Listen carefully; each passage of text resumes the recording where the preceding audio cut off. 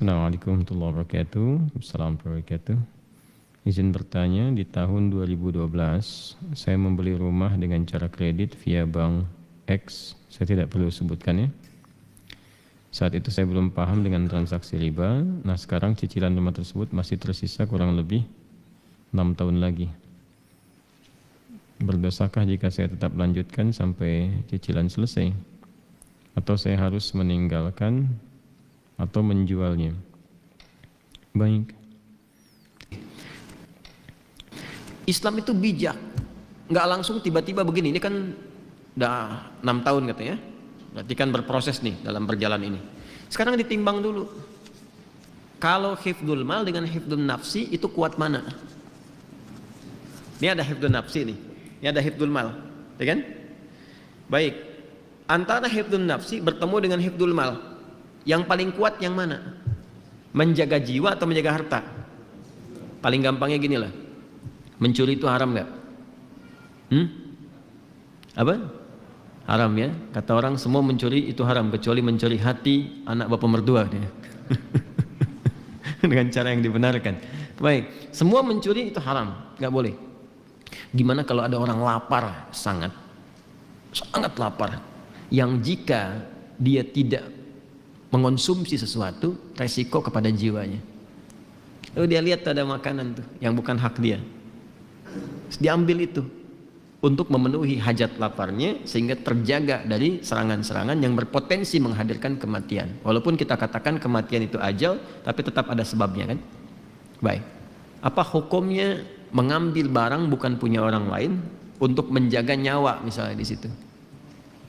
Tuh, itu ada detailnya lagi, ada detailnya. Nggak bisa langsung disampaikan boleh, entar berapa juta orang entar pada mencuri itu. Ya nggak bisa begitu, ada turunannya lagi. Itu pernah kejadian di masa Umar bin Khattab. Ya, saking terpaksanya dia mencuri, mengambil buah atau makanan tertentu, dan ketika akan dikisah disampaikan kisahnya, dimaafkan, ma'dzur. Ya, malah balik mengevaluasi, nangis itu luar biasa nih presiden nangis kan. Takut dihisab sama Allah karena ada satu rakyatnya yang kelaparan. Saking takutnya gitu. Ya, sampai kan terkenal kalimat Umar itu, kalaupun ada kambing di satu wilayah terpencil di bagian kekuasaan yang aku pegang, kemudian kakinya terpeleset aku nggak tahu, itu diistighfarin sama Umar. Karena khawatir ketika kambing itu mati, nggak bisa dikonsumsi sama yang punyanya dan menjadikan dia kelaparan. Itu sampai ke situ mikirnya. Ya, itu menurut saya sejarah Umar itu patut ditiru. Anda kalau mau jadi pemimpin tuh keluarkan tuh fikihnya Umar itu. Dan itu akan luar biasa tuh. Luar biasa dahsyatnya. Nah, ini yang saya maksudkan. Kenapa saya ilustrasikan itu dulu untuk menarik ke sini. Anda kalau berhenti di sini saat ini, masuk kategori darurat nggak gitu? Ya, kalau diputus nih, putus misalnya, dah selesai. Itu mengganggu kebutuhan primer yang sedang berjalan nggak selama ini? Yang menunjang aspek berkehidupan. Tinggalnya di mana kalau langsung diputusin? Ada tempat bernaung nggak? Nggak boleh ujuk-ujuk begini, tinggalin tuh. Tiba-tiba nanti nggak ada penopang sementara waktu pada saat itu yang disiapkan dan menjadikan kemudian lebih sulit dari sebelumnya sehingga mengganggu keberhidupan. Ini konstruksi ini nggak disampaikan sama beberapa penceramah yang menyampaikan dengan jawaban dari pertanyaan serupa. Suruh keluar dari pekerjaan, langsung keluar.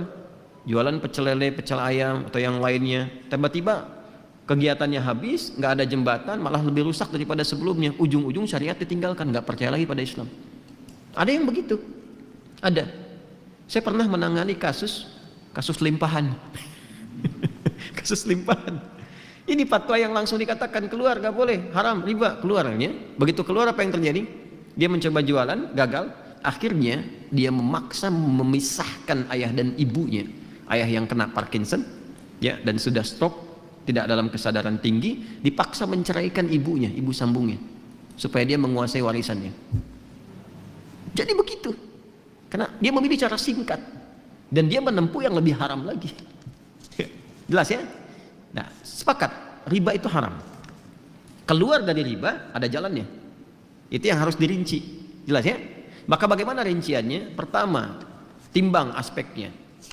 Ini yang bertanya ini, lihat, udah punya jembatan belum? Kalau bisa ditinggalkan ini, ya ditinggalkan, sudah, oper cicilan, alihkan ke bentuk syariah. Kan ini bank konvensional punya syariah nih, ada juga yang syariahnya. Tanyakan dulu. Ini solusi yang paling pertengahan. Ya. Ambil, konversikan dari konvensional ke syariah. Nanti dinilai oleh syariah nih. Yang sudah berapa? Biasanya syariah itu akadnya langsung jual beli nanti. Ya, ini dinilai berapa asetnya, harganya berapa, cicilan yang ke banknya yang konvensional berapa, dilunasin oleh bank syariah. Nanti ada skema untuk penjualan. Dari penjualan itu terjadi akad yang dibenarkan. Setelah akadnya terjadi, lanjutkan cicilan. Itu jalan tengahnya. Jelas? Nah, lalu bagaimana status riba yang sebelumnya? Dengan ketidaktahuan, setelah itu tahu, Masya Allah, lanjutkan ayatnya. Ya, lanjutkan ayatnya. Yang ke kalimat, Ya ayyuhalladzina amanu taqullaha wa dharu ma baqiya minar riba. Ada? Terus sampai ke bawah, sampai ada katangan falahu ma salafa wa amruhu ilallah. Ada ayatnya? Terus sampai ke bawah, terus sampai walahu ma salafa wa amruhu ilallah. Ada ayatnya? Baik, jika ada yang sudah terjebak kepada riba, kemudian dia mau berpaling, bertobat, yang sebelumnya karena tidak tahu, ketika dia putus itu, yang sebelumnya terampuni oleh Allah Subhanahu wa taala. Ma'dzur, diampuni. Serahkan kata Allah urusannya kepada Allah. Sudah, Allah maafkan, itu selesai, sekarang perbaiki. Nah, kalau mampu dilakukan itu, konversikan dari konvensional ke syariah, plus dari syariah nanti dinilai, teruskan cicilannya. Kalau susah, tidak ada dan sebagainya, lihat dulu nih, lihat dulu. Ini kalau pindah, dilepas, pindahnya kemana? Jangan sampai terjadi tiba-tiba rumah dijual, nggak ada tempat bernaung, setelah itu meminta-minta, atau menyulitkan kolega sekitaran. Ada ibu kedatangan kita misalnya dengan keluarga, ada adik numpang tinggal tapi bawa rombongan dengan 6 anggota plus ART-nya misalnya kan. Nah, jadi agak repot di situ. Maka ketika ada kondisi seperti ini, dalam kondisi darurat yang sudah berlangsung, maka berlaku kaidah ad-daruratu tubihul mahdzurat. Dalam konteks darurat membolehkan sementara waktu sampai dengan tuntas ini selesai. Tapi minta kemudian diakadkan supaya akadnya bisa diperbaiki. Flat.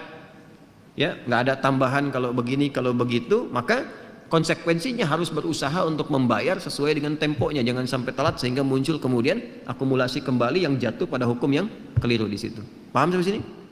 Awas, ini konteks darurat ya, jangan disamakan dengan hukum normal. Kalau bisa kemudian kita dapat alternatif, saya pengen keluar dari sini, betul-betul keluar. Oke, saya mau beli rumah kecil aja, sementara, atau rumah dengan standar yang sama di tempat yang agak berbeda. Ya, yang nilainya bisa lebih murah untuk dibeli, tapi keadaan rumahnya nyaman serupa gitu. Dan cukup ketika dihitung. Ini kalau dijual, alhamdulillah dapat yang ini, nikmat dijalani, bebas dari riba, dan bisa diputus di sini. Bisa disolusi. Kalau itu bisa dilakukan. Nanti janji Allah akan mengganti yang itu dengan yang berlipat lagi. Ya, paham ya? Nah, itu 3 bagian ini yang harus saya terangkan. Tinggal melihat ini yang bertanya kepada keadaan dirinya. Jelas ya? Jadi sekali lagi, timbang ke keadaan dirinya. Kalau sekiranya bisa dikonversikan kepada syariah lebih bagus, kalau sifatnya kemudian darurat, maka diselesaikan apa yang harus menjadi kewajibannya ini, sambil banyak beristighfar kepada Allah Subhanahu wa taala dan mohon solusi kepada Allah ya, dari sambil proses berjalan sehingga diberikan naungan-naungan pijakan yang kuat untuk segera meninggalkan itu.